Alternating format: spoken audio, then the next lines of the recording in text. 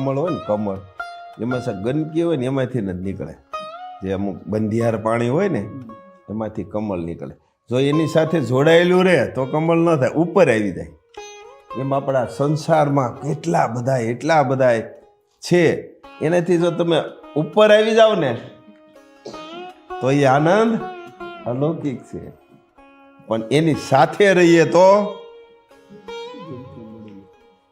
એની કોઈ કદર કિંમત થાય નહીં. એમાં ને એમાં હા, સંસાર રૂપી જે અમુક છે, માન અપમાન વાહ આ બધું છે ને, હા, ઈ ઉપર જો આવી જાઓ તો માન અપમાન સુખ દુઃખ કઈ રહેતું નથી, એકલું જ આવે. જો એ બધું નીચે જ હોય, કમળ ઉપર હોય.